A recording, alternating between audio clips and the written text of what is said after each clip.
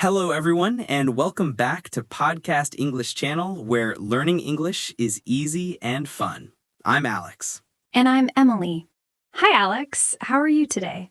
I'm fantastic, Emily. I'm really looking forward to today's topic.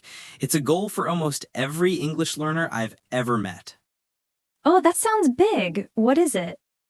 Today, we're going to talk about a very popular and exciting goal: how to speak like a native. Wow, that's the dream, isn't it? To speak English so smoothly and naturally that people think it's your first language. But it also sounds very, very difficult. Is it even possible? That's a great question. First, let's be clear. The goal isn't to lose your accent or your identity. Your accent is part of who you are. The real goal is to speak English with confidence, clarity, and naturalness. It's about being understood easily and understanding others easily. I like that way of thinking about it. It's not about being perfect, it's about communicating effectively and naturally. So, where do we begin? What is the first secret to sounding more like a native speaker? The first secret isn't about learning more words. It's about the music of the language. I'm talking about pronunciation, word stress, sentence stress, and intonation. The music of the language. That's a beautiful way to put it. Let's break that down. What do you mean by intonation? Intonation is the rise and fall of your voice when you speak. It's the melody. In English, it carries a lot of meaning. For example, when we ask a yes-no question, our voice usually goes up at the end, like, "Are you coming to the party?" Are you coming to the party? Yes, I can hear my voice goes up.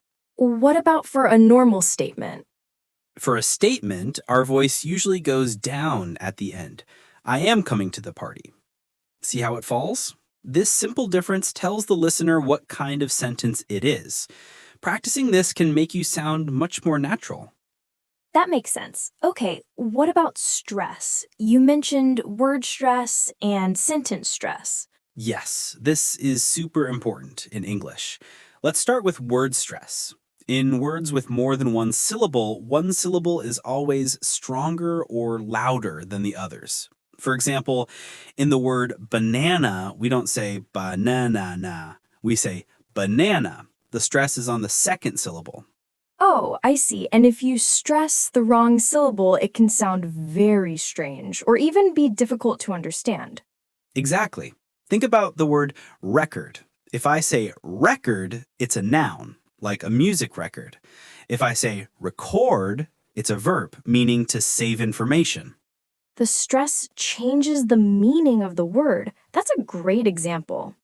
So listeners should pay attention to which part of a word is stressed when they learn new vocabulary. What about sentence stress? Sentence stress is about which words in a sentence are stressed. Native speakers don't stress every word equally. We stress the most important words, the content words like nouns, main verbs, adjectives, and adverbs. We usually don't stress the small grammar words like the, is, at. Can you give us an example? Sure. Listen to this sentence. I went to the store to buy some milk. I'm not saying I went to the store to buy some milk.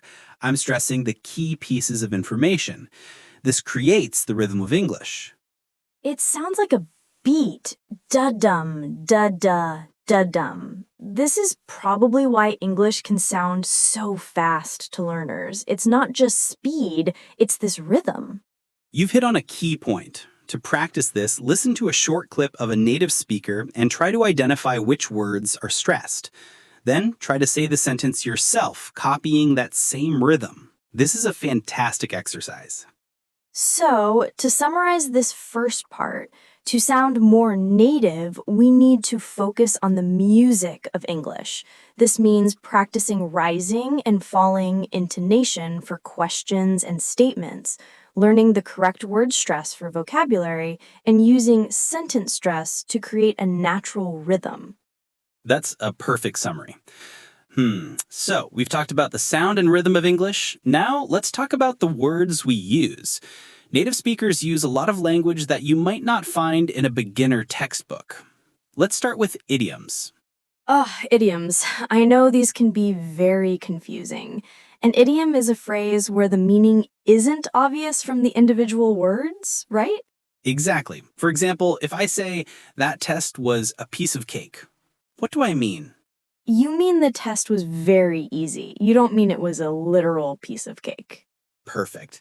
Native speakers use idioms all the time in casual conversation. Learning a few common ones can make your English sound much more fluent and colorful. What are a few other common idioms our listeners could learn? A great one is to hit the books. It means to study hard. For example, I can't go out tonight. I have to hit the books for my exam. Another one is break a leg. We say this to wish someone good luck, especially before a performance. It's funny that break a leg means good luck. It's so important to learn the meaning. Okay, what's next after idioms? Phrasal verbs. These are extremely common.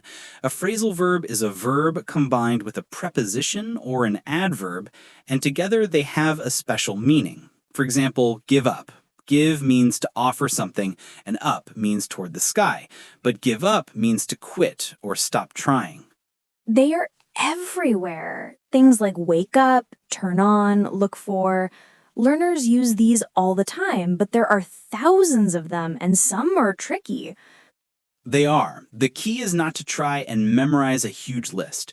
Learn them in context. When you read or listen to English, pay attention to these combinations. For example, instead of saying, I will collect you from the airport, a native speaker would almost always say, I will pick you up from the airport. So using phrasal verbs like pick up instead of collect or find out instead of discover can instantly make you sound more natural. Instantly. Now, a quick word on slang. Slang is very informal language used by particular groups of people. For example, friends might say, do you want to hang out this weekend? Hang out is slang for spend time together. Should learners use a lot of slang? I worry I might use it in the wrong situation, like in a job interview. That is a very good point. My advice on slang is to be careful. It changes quickly and can be inappropriate in formal situations. It's more important to understand slang than to use it. Focus your energy on learning idioms and phrasal verbs first. They are used much more widely. That's great advice. So, to sound more native, we should start to incorporate some common idioms and phrasal verbs into our vocabulary. Listen for them, understand them in context, and try to use them in conversation. All right. Our next topic is a bit more technical, but it is the biggest reason why native speakers seem to talk so fast. We're talking about connected speech. Connected speech. This is about how words link together in a sentence, isn't it? Precisely. When we speak naturally, we don't pronounce every single word separately. We link them together smoothly. For example, if a word ends with a consonant sound and the next word starts with a vowel sound, we connect them. We don't say an apple, we say an apple. It sounds like one word, an apple. Yes, or turn off becomes turn off. This linking is one reason speech sounds fast. Another key part of connected speech is reductions. This is when we change or drop sounds to speak faster. Can you give us some examples of reductions? I think our listeners will recognize these. Absolutely. The most famous one is going to.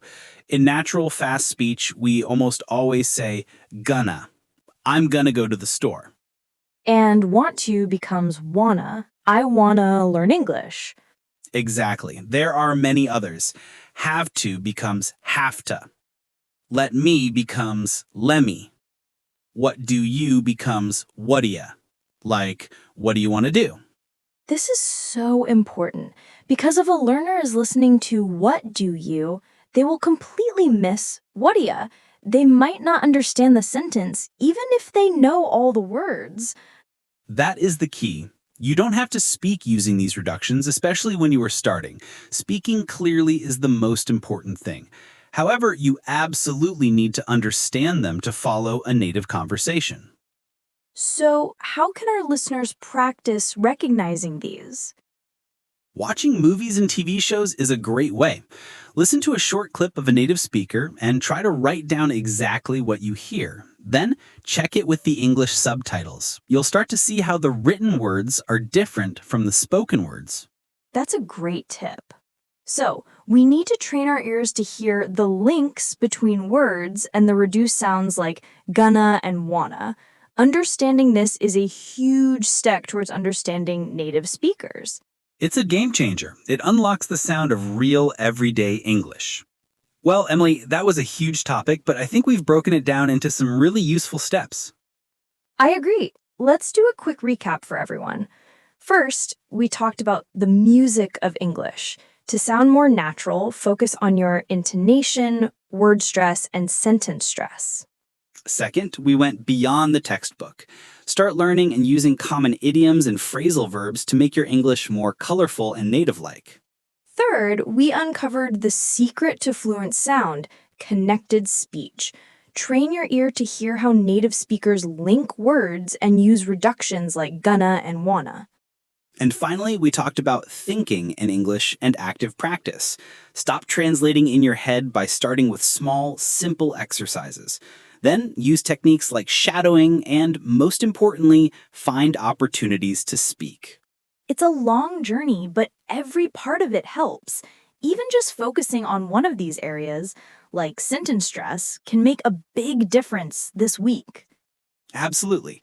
Remember, the goal is clear and confident communication. Be patient with yourself, have fun with the language, and celebrate your progress. Thank you for listening, everyone. We hope these tips help you on your journey to speaking English more naturally. That's all the time we have for today. Join us next time on Podcast English Channel. Until then, keep practicing. Bye for now.